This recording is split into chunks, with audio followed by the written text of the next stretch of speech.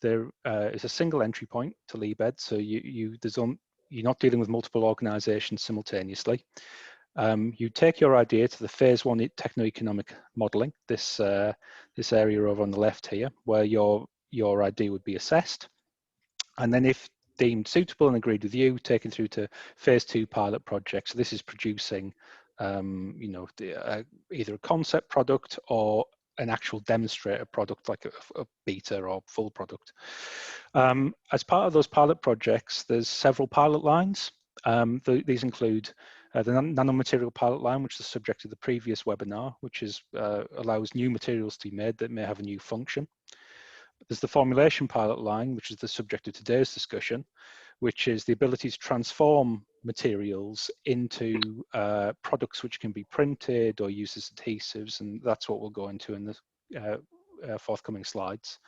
The component pilot line, which is printing and assembly and putting the device together. There's also the ability to offer inline characterization for process control of your product. And then phase 3 is knowledge transfer, so handing that knowledge and IP back to you so you can then take it forward and exploit it. So quickly, just let's go over what is lightweighted or printed electronics. Well, you're all, I'm sure, familiar with conventional PCBs. You see a rigid device on the left there. Yes, not a lot to say out of it. It's an epoxy resin, rigid. There's copper etch tracks in there. It's usually held together with solder. On the right-hand side, there's a device that has been printed. So you can see it's printed onto a thermoplastic rather than onto rigid epoxy. So it's semi-flexible. There's conducting tracks on there, an antenna and so on. So actually these two devices, although different, share common features. Specifically in this case, the one on the left has an NFC antenna, so wireless communication. There's a microchip and the conducting tracks. The printed hybrid on the right there has an antenna as well, so it can communicate in the same way. It still requires a microchip that needs to be attached to that circuit, and a conducting track as well. In this case, rather than copper etch, it's a silver ink and a carbon ink. So you can look at these common components and actually compare between what's on a PCB and what's on a printed device. The substrate on the PCB is a rigid epoxy. On the printed device, it's going to be paper or thermoplastic, so lower process temperatures.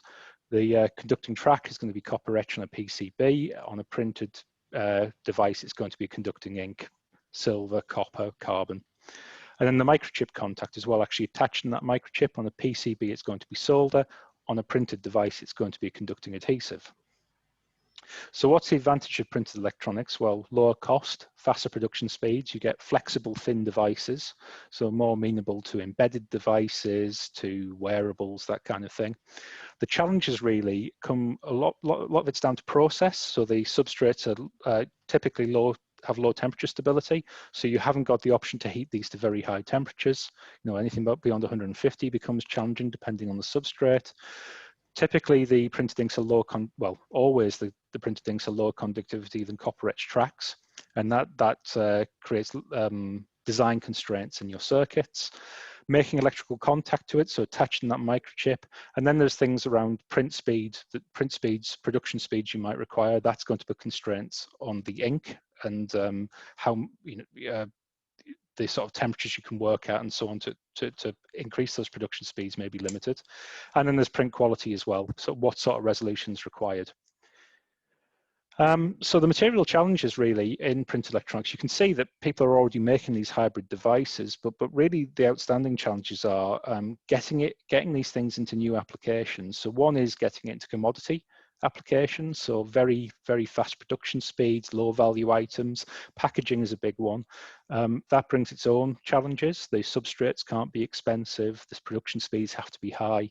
So that puts constraints on the formulations you can use to put electronic devices into those types of applications. There's high value embedded, so there's big interest in the automotive industry. There the constraints are things like high process temperatures, long-term stability, that kind of thing. Flexible and wearable, again, this is an emerging one. You've got to have inks that are able to deal with large amounts of strain, so to be flexed and sort of pulled upon, as it were. And the range of materials that you may want to print to, fabrics, plastics, that that you may want to print to for these wearable and flexible applications are very, very wide. So having a formulation suitable for substrates and inks that are able to follow the stretching of that substrate without cracking is critical. There's environmental impact as well. I mean, these devices contain silver typically. You know, there's not enough there to really warrant recovering it. So moving to materials that have a lower environmental impact or lower cost is of interest. And then there's actually moving into full printed sensors. Now, so there you can see a thermistor, CO2 monitor, humidity sensor, and a touch sensor, producing printed versions of those that are thin, lightweighted, and you know, perform as well as these devices or similarly to these devices over a long length of time. There's work going on in all these areas across multiple organizations, but these, I think, are the key challenges we're grappling with. So what is formulation? Well, in short, it's taking a raw material or a set of raw materials and then transforming it into something that is then useful. So you can see in this image on the left, there's these are copper nanoparticles produced by the Nanomaterial Pilot Line on Liebed. In the center there, it's being processed into a paste. Solvents are being incorporated, binders are being incorporated in order to transform that copper material into an ink which can then subsequently be printed, which is what you can see on the right. So it's allowing the function that those, it's translating the function of those nanoparticles into an application. You know, turning it from just some conducting particles into a conducting ink and ultimately then into a device. So the Formulation Pilot Line offered on Liebed can formulate all the material types required for printed electronics, so inks, adhesives, and resins. We can evaluate and integrate new materials into devices. So, you know, if you let's say needed a sensor ink producing, but you'd already decided upon the other components of your printed electronic device, you'd picked out your conducting ink, you already had an adhesive you liked. We could work to put that new formulation into that device.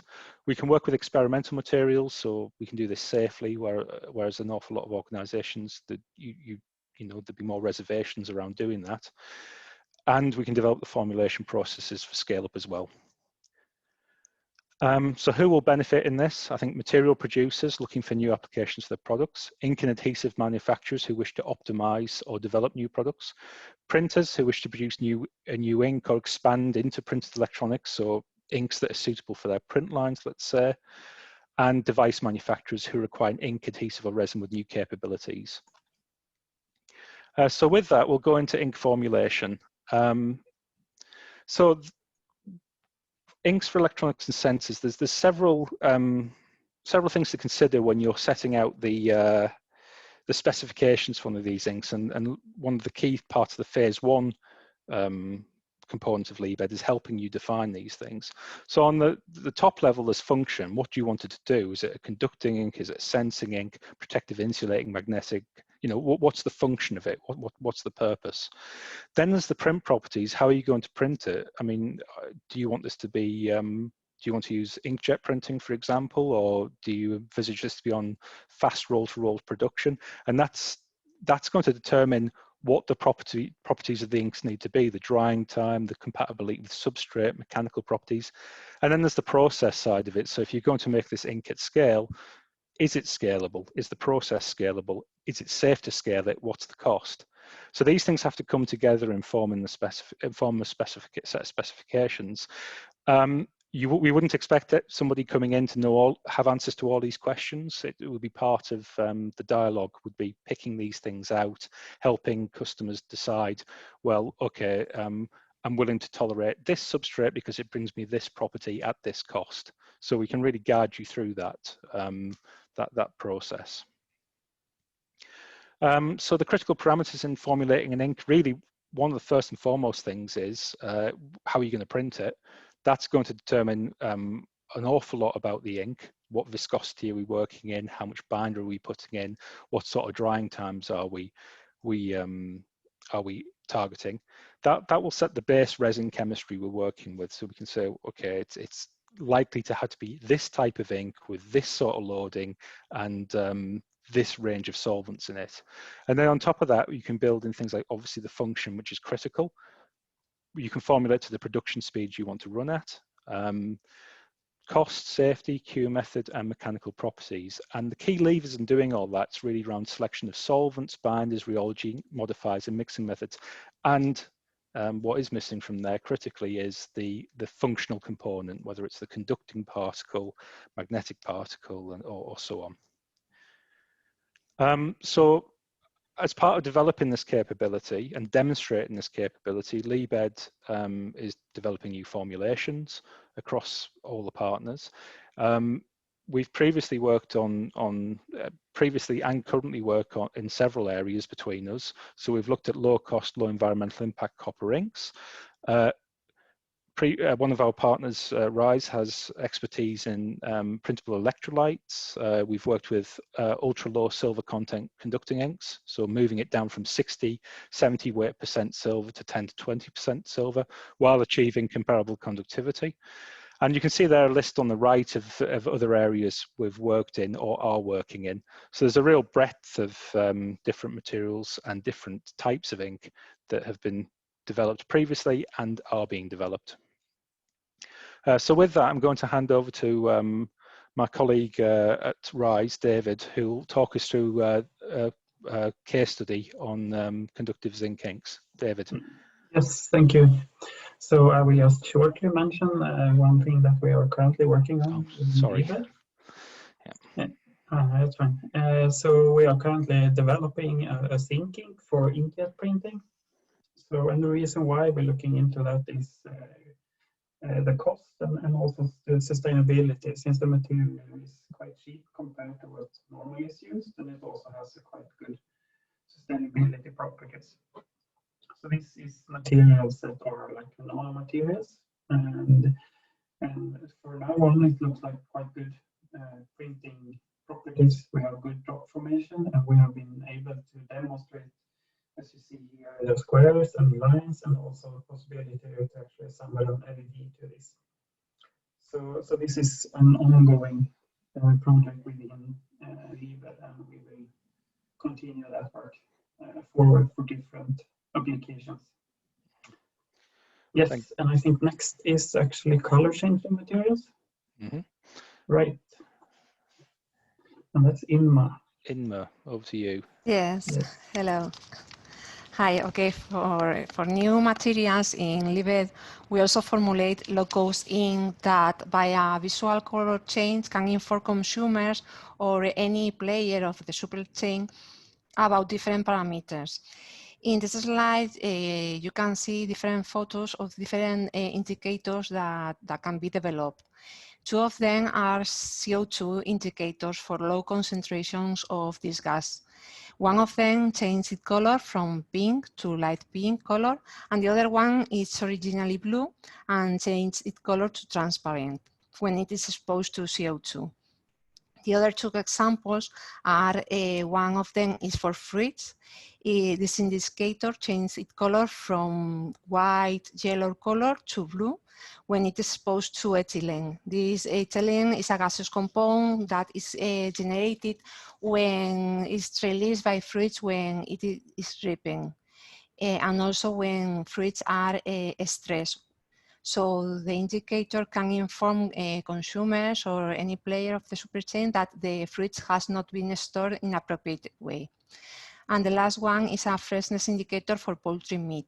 It changed its color from transparent to brown, and this color is related to the shelf life that the product has. So the main characteristic that all these indicators have is that the indication is very visual, very easy to understand, and also the low cost, because you need a very low amount of ink for printing this kind of indicators. Okay.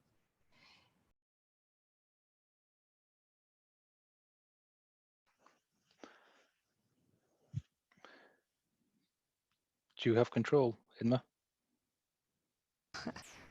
It doesn't work. Well, I'll do it. It's okay. Okay, this is an example of the indicator for CO2 indicator. Okay, it's blue and then it changes to transparent when it's exposed. Mm-hmm.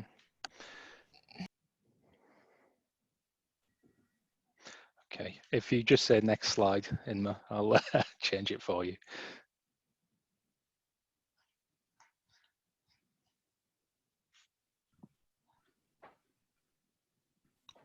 Okay, so formulating inks at scale. So part of the Liebed offering is the ability to formulate inks at scale, so take it an ink from hundreds of mils to litres of production per day. So that then allows you to actually pilot your inks and trial them in a real setting rather than sort of, you know, hand proofing or the like. What you can see here is the 3 Liebed partners, CPI based in UK, IT in Spain, and RISE in Sweden, and our facilities are pictured there. You know, just proving, you know, we're real entities with real labs. So yeah, so we have the expertise and equipment necessary to take us to pilot production and to record the parameters that are important in doing that and transfer that knowledge back to you. So during ink formulation, there's obviously material combination pre-mixing, then milling and dispersion. So the process there is de-agglomeration, taking the functional material and dispersing it into the resin or solvent system used for the ink. How that's done will depend upon the type of ink being developed, whether or not it's flexographic, graphure or inkjet. Each one will require different mixing methods and different solvents indeed. There's then ink characterization. So looking at viscosity, the dispersion quality, particle size, wetting, stability, pH, solid content, all the things you'd associate with an ordinary printing ink.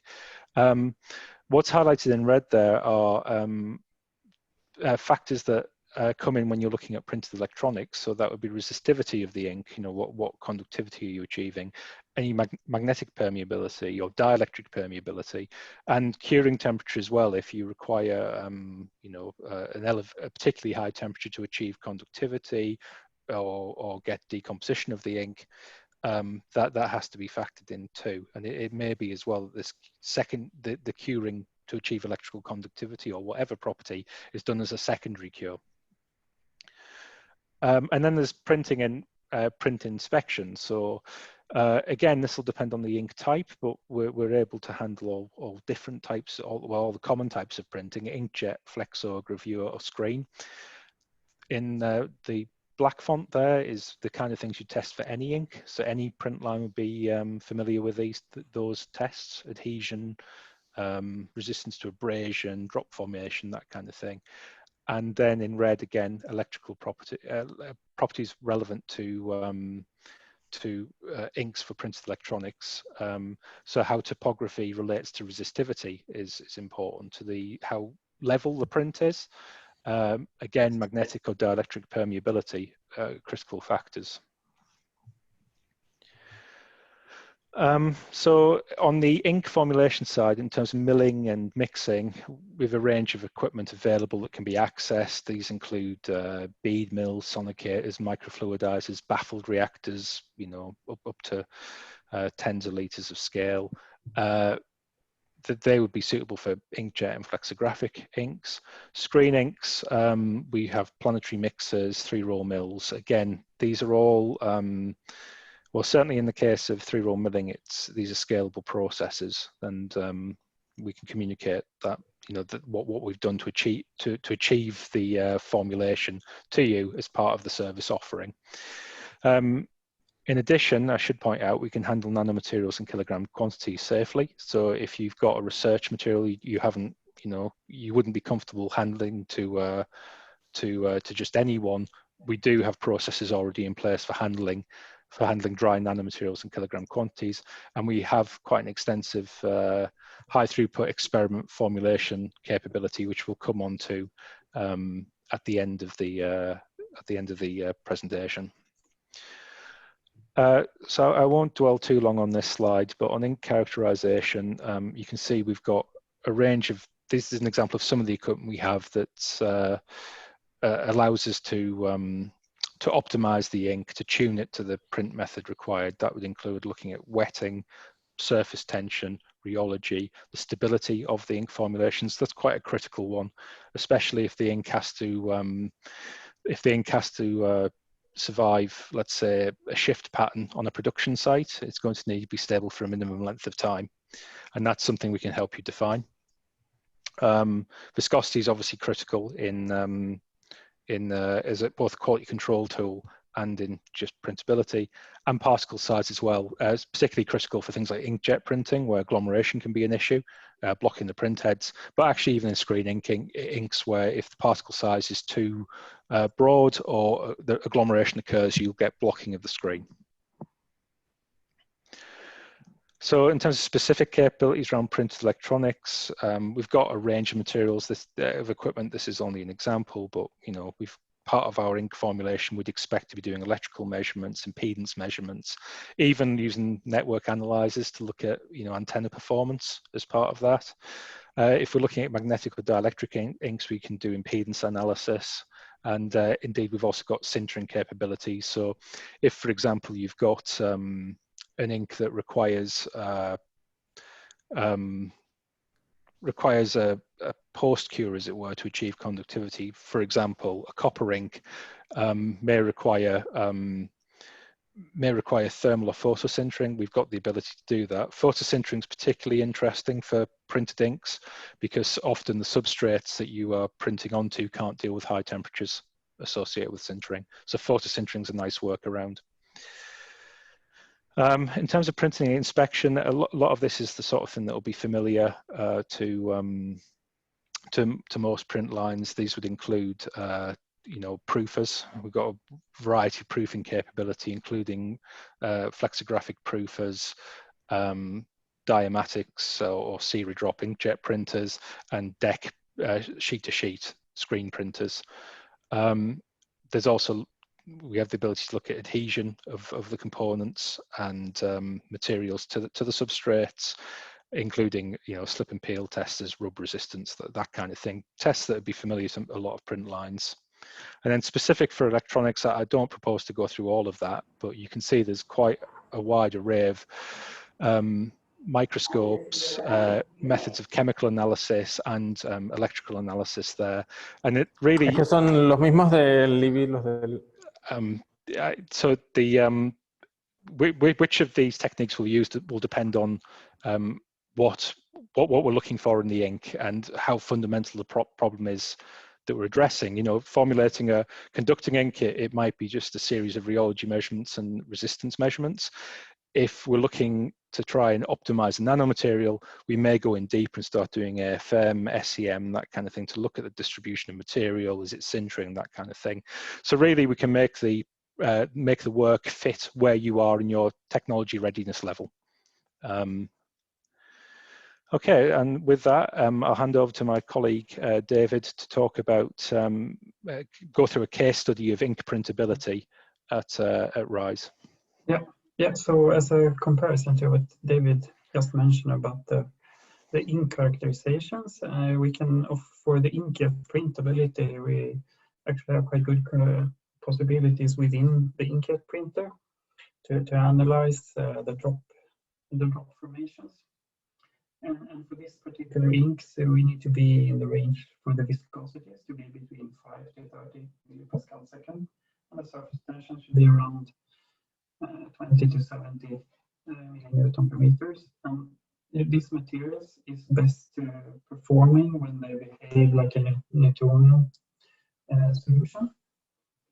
And these inks comes in either based on particles, like most of them that have been developed within Libed, they are based on nanoparticles, or they can be based on polymers, like conducting polymers, or they can be dielectric materials, or it can be particles based on like metal oxides.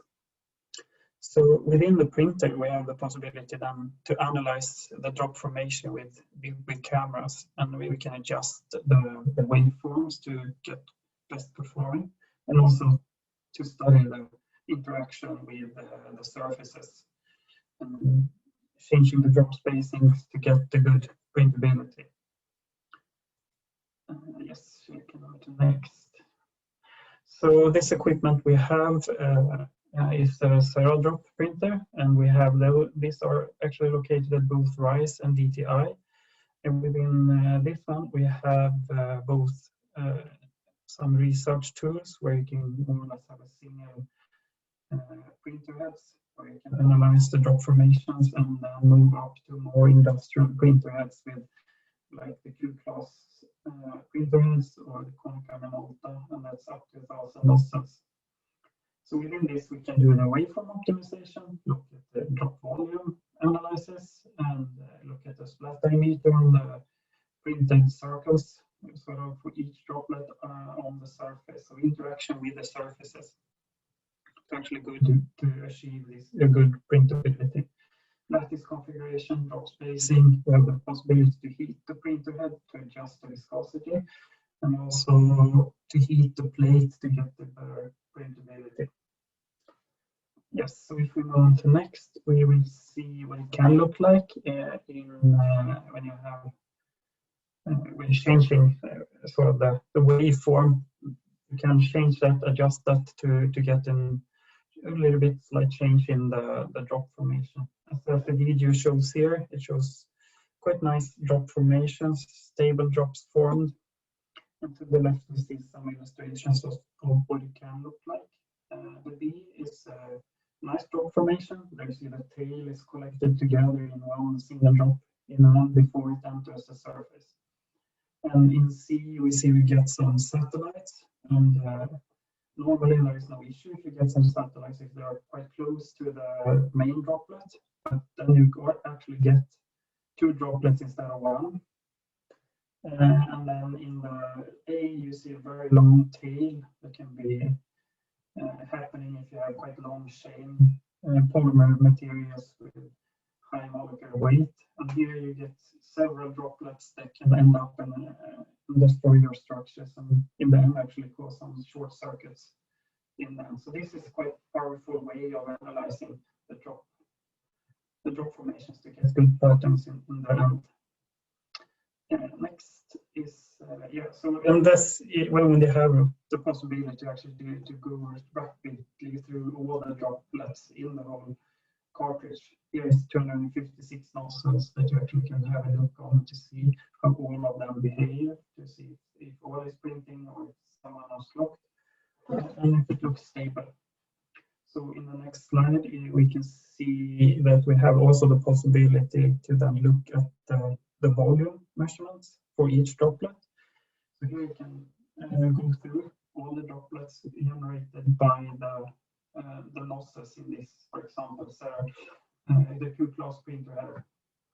And here you can also get the distribution of the different volumes of each droplet generated.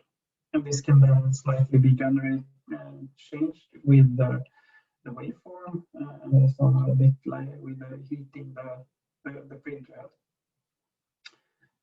Yes, and then on the next slide, I think we see what it actually can look like when the drop hits the substrate.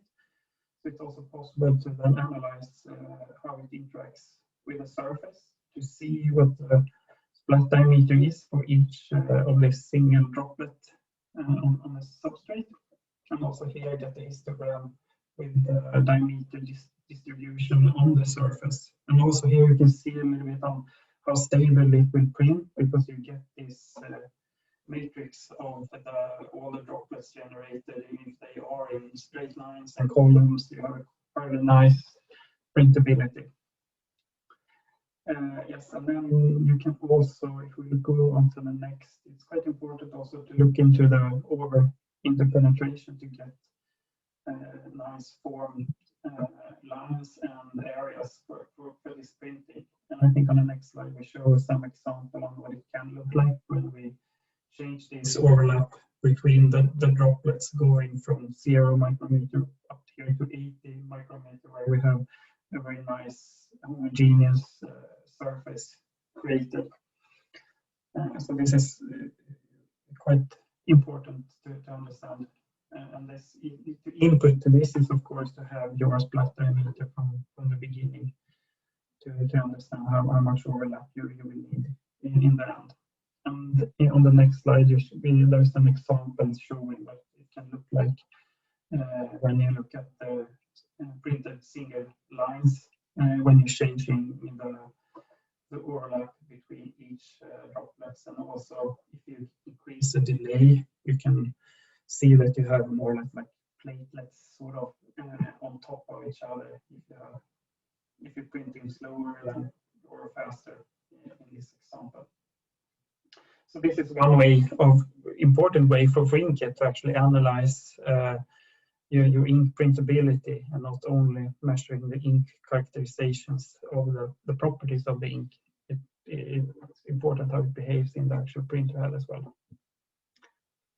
Yes, I think next, and then we move. Yeah, and then I guess you, David, take over again. Thanks, David. Yeah. So I think the key takeaway message is that we can help you define what you require of an ink, what will be required of that ink to make it print, formulate that ink, do it at scale, and also as part of that do application print trials, such as David's just outlined there, that will help you anticipate any problems that may occur during production, or even moving on to the component pilot line, where you're going to the next level. So that the part of looking at these inks is looking at printability, and we can do inkjet, flexo, screen printing at a proof of scale, and in quite a sophisticated way as well, as David has shown. So I think Liebed's ink offering really is bespoke ink design's a big one. So designed formulations for your application with function, drying time, print method, that can be chosen by you, and we can help you design that formulation. Developing inks with new materials or properties. So we've got a comprehensive range of mixing and characterization equipment and allowing us to do that, as well as the ability to safely handle materials that are new with uncertain hazard profiles. There's print and integration testing.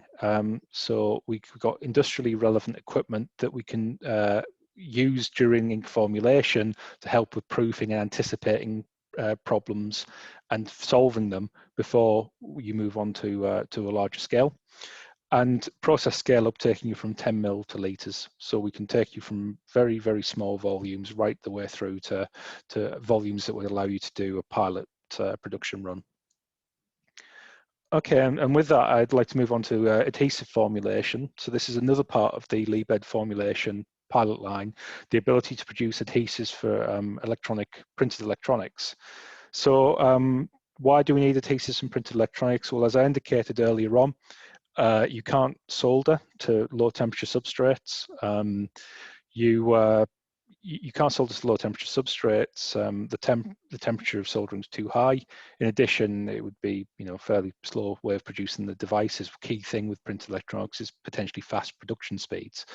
So as a result, conducting adhesives are used. So these images you can see on the right actually is what we're trying to achieve. The image here, the printed track, that's a silver ink printed down onto a substrate. Those dots are contact pads for this rigid chip that's shown in the top right. So in other words, those bumps on the bottom underside of that rigid chip have to make contact with those contact pads that have been printed down. That's done through a conducting adhesive, as I discussed. So the bottom right, you can see the underside of that chip.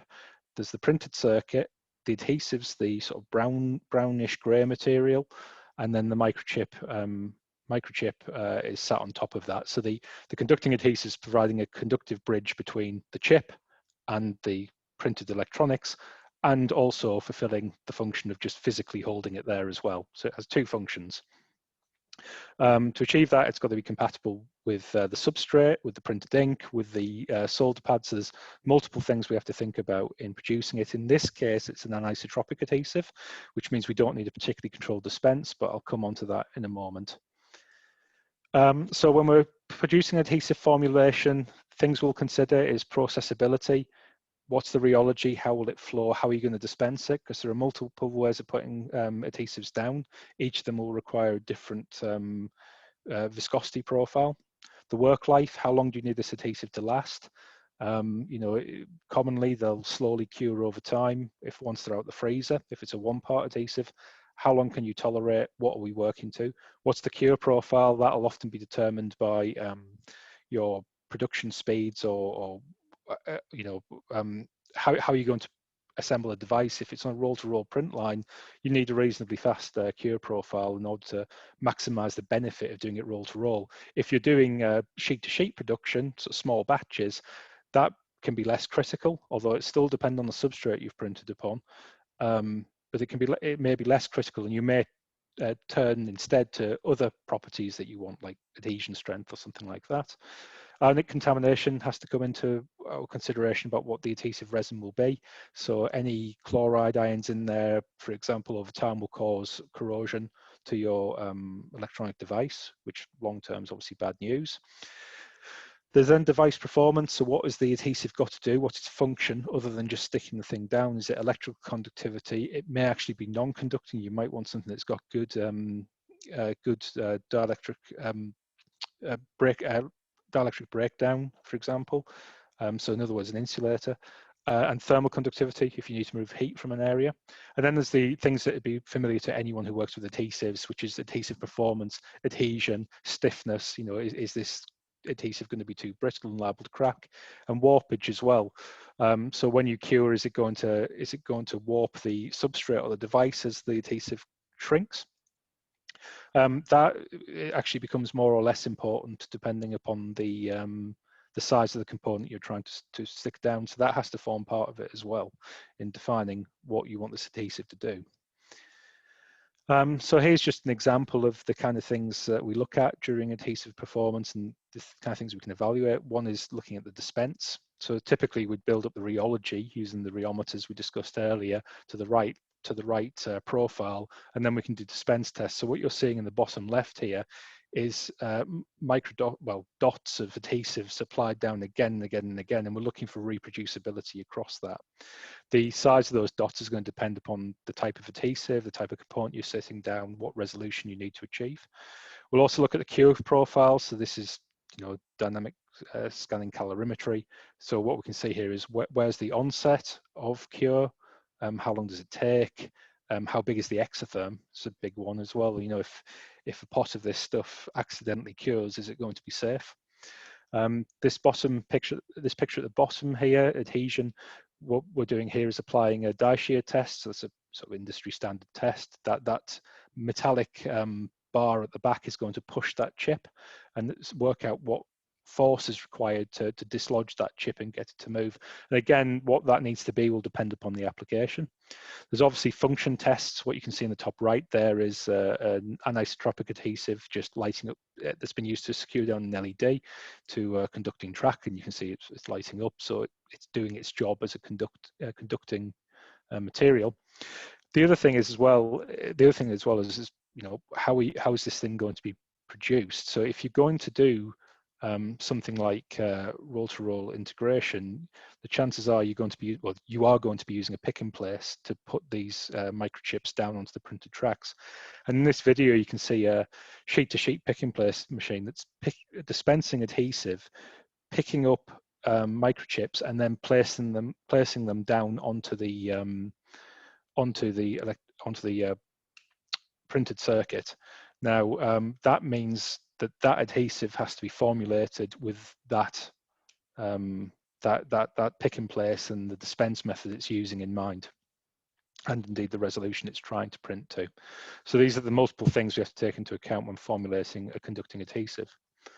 So just as a quick case study, we have worked on several resins now, but the fast cure resin is one that we've been working on recently. So we decided to produce a fast cure resin, curing in less than a second at 120, 100% solid, so there's no volatile component to this. It'd be time pressure dispense, adheres to PET, and is stable to moisture.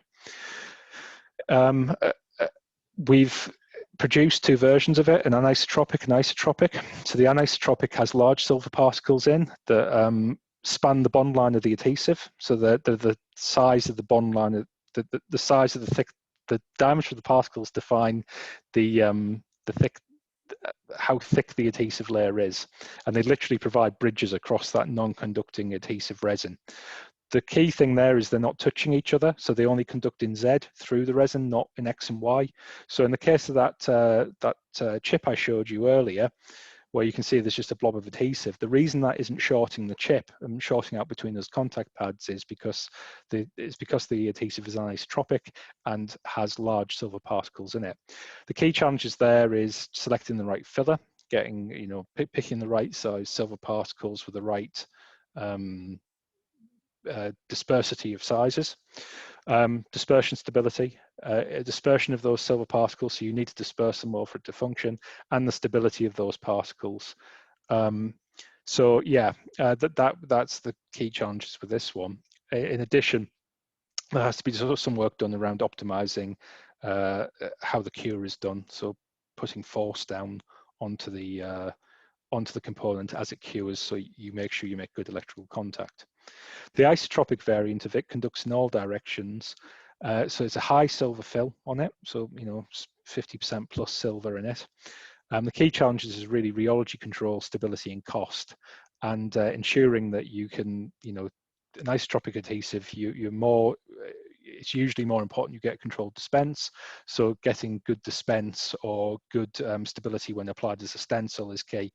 But the point is here, with this one resin system with a set of properties, a range of adhesion strengths, a rate of cure that are in common, but they've been reformulated to have perform.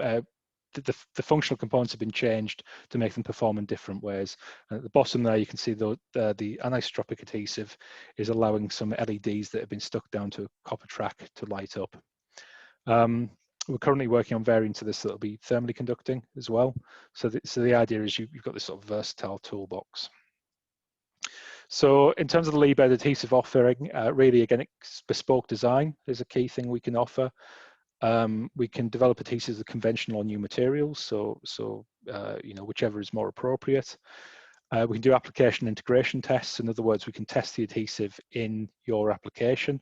We can test whether or not it will work with the inks you're currently using or the substrates you're currently using, and then adapt the formulation to make it work. And again, we can scale this process up from the mil scale to the litre scale.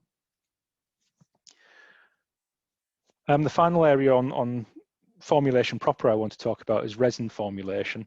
So this really relates to embedded electronics or making passive, previously passive devices functional. So it's a little bit of a step outside of materials for printed electronics proper. One of the key things we've been doing, and that Liebherr's trying to do, is embed devices, and you can see here several devices of varying degrees of complexity that we've embedded. So you can see a strain gauge there has been embedded in epoxy resin.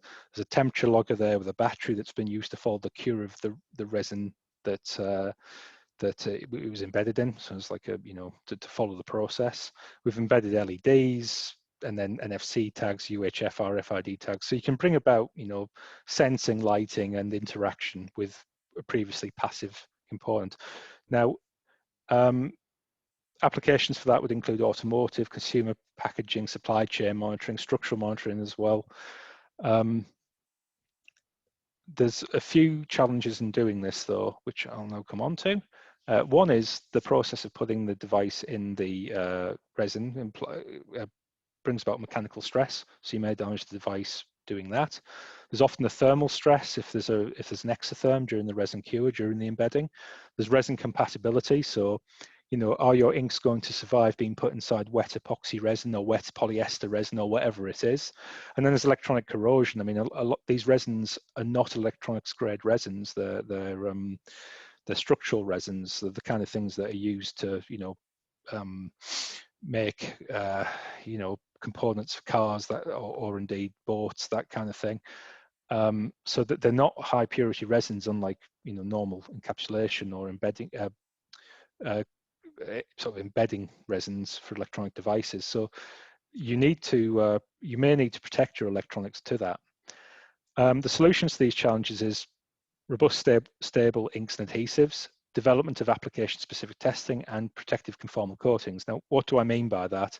Well, one is, can we just produce an ink or an adhesive that is inherently okay in that environment? That's a possibility.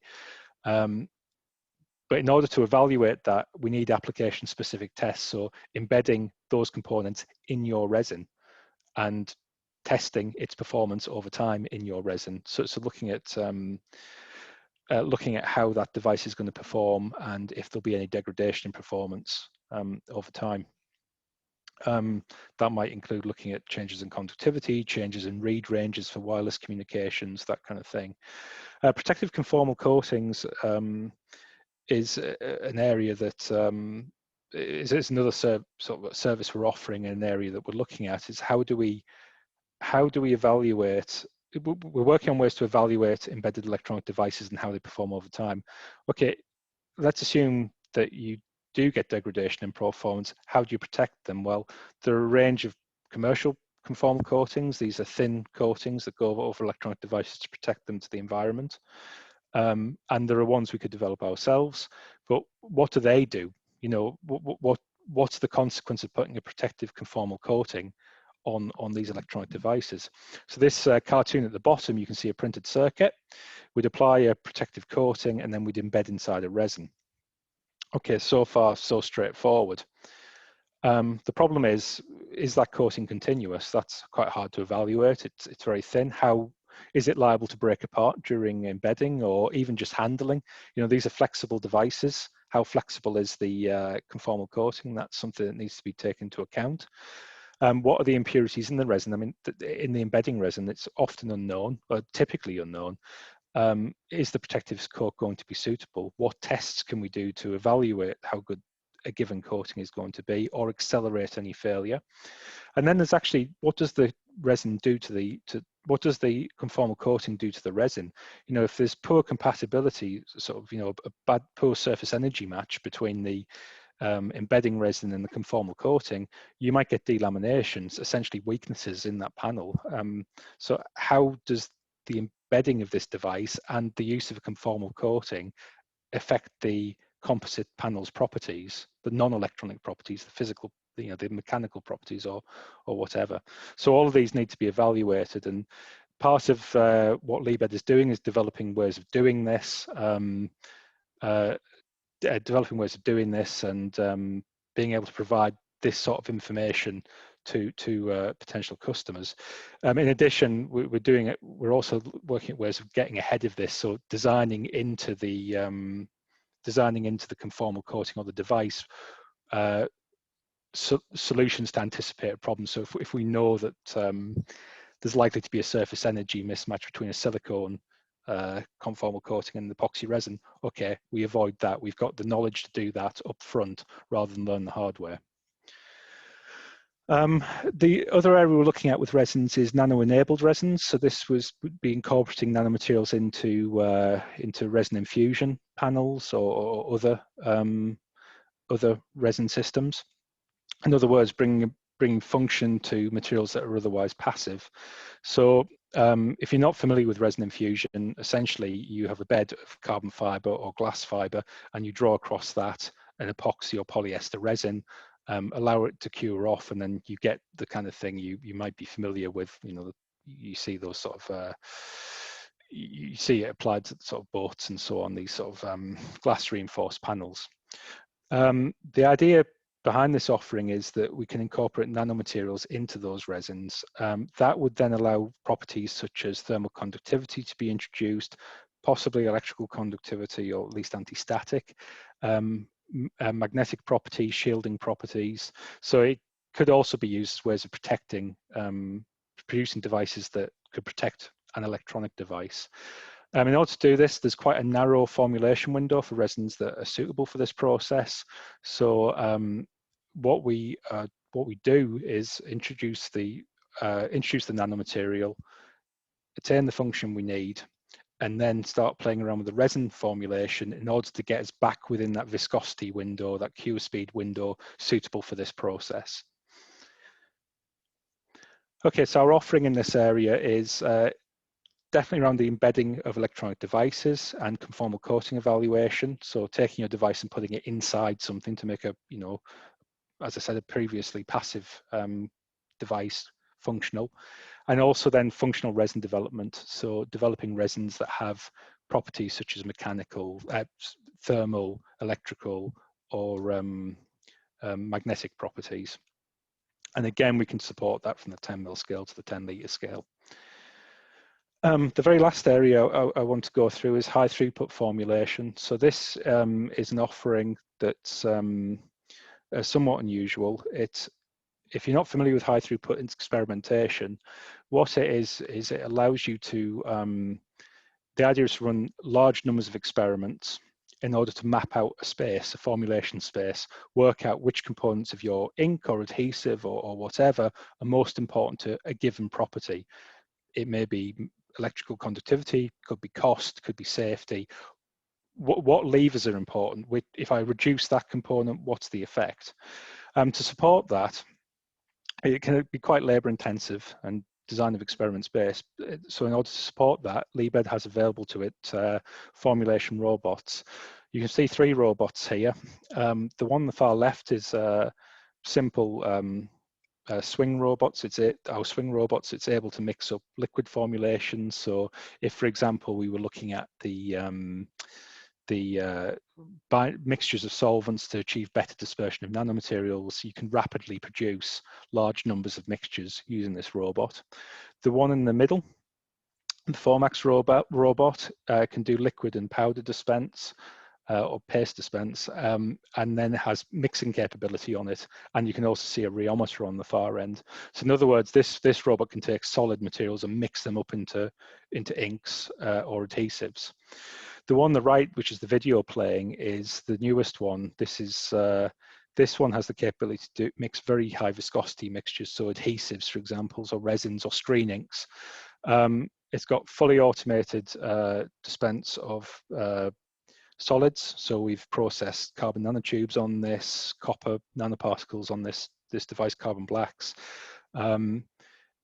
It's able to dispense those into pots alongside viscous liquids, then do dual axis centrifugation in order to mix them in and create a dispersion. So not to run through this again, but you've got automated solid and liquid dispense, inline mixing, inline measurement as well. We've got the capability to do inert atmosphere handling if that's important on the robot on the far right. And we've also got a range of offline high throughput measurements to support all this. So in other words, once the robots have spat out 110 formulations, we have equipment that allows us to avoid bottlenecks in the characterization. So things like, plate readers and so on to allow us to characterize quickly as well. And the whole aim of this is to allow large, complex experimental designs to be run, optimizing for things such as formulation performance, as I said, conductivity, electrical conductivity perhaps, cost, stability, and safety. Pretty much any parameter you want to optimize to, we can work with. So just a very quick case study. We were looking at improving the dispersion of copper-based copper nanoparticles in an inkjet ink formulation using solvents that were low hazard category. So as part of that, we did some principal component analysis, looking at solvents we already knew were good, picking out ones that were similar in terms of their physical properties and also by hazard profile. We looked across the parameter space, selected 5 solvents, and then designed a conventional design of experiments, this plot on the right, to understand the formulation space.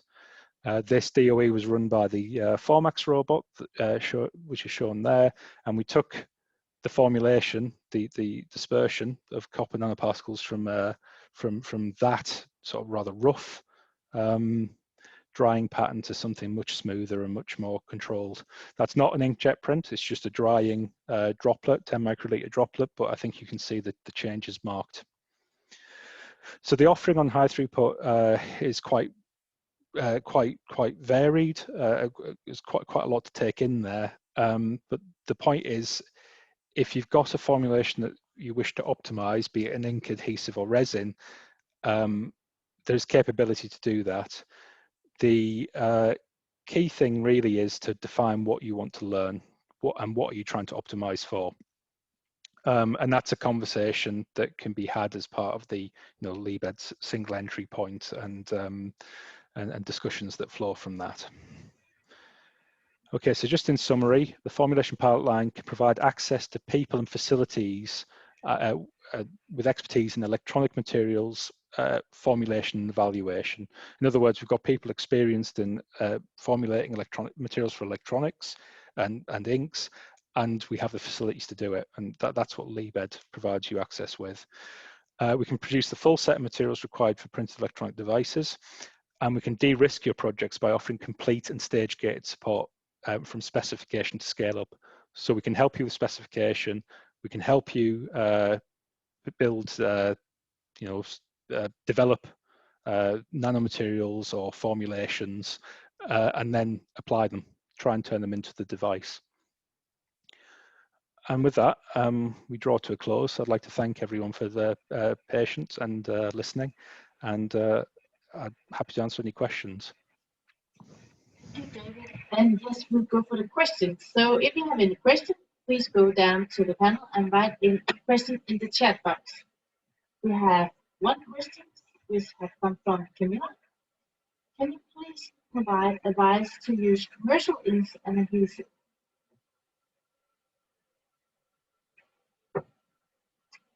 You're muted, David, so we can't hear you. Sorry, was that can we provide advice on commercial inks and adhesives? Yes. Yeah, we can. I mean, obviously the Formulation Pilot Line's main function is to develop new formulations, but it would be very unusual to develop an entirely new range of materials for a given device. So more likely you'd have something where you need a printed humidity sensor, let's say. The material that doesn't exist out there for that, and you want to integrate that into some inks and adhesives you're already using in other parts of the device. So yes, we can provide advice on which commercial materials will be compatible with the formulations we're developing, and indeed we could provide advice on which ones might be suitable for your onward processing, printing, cure times, that kind of thing. Thank you. And we have one more. This is from Villamy. Can high throughput experimentation be used to develop new inks, or is it only for optimization of existing inks? It can be used to develop new inks. We've done that in the past. So yes, it can be done to develop new inks. More commonly, it's used in optimization, and the reason for that is obviously the whole point is you produce a lot of samples. So you want to narrow down the question you're trying to address, so that large number of samples addresses that one question. How do I optimize for this? So yes, it can be used for materials discovery and producing new formulations. That has been done, but more typically it's used for optimizing around some parameter, as I said before, cost, safety, that kind of thing. And really, before we start any high throughput work, there's usually quite a long dialogue with the customer to pick out, well, what's actually important to you, what are we trying to measure, and making sure you get the most value out of that optimization process as possible. Thank you, David. At the moment, we don't have any questions coming up, but I'll give some time for people to type in. And while we're waiting, do any of the Davis or Emil have any point they want to add before we're closing down this session?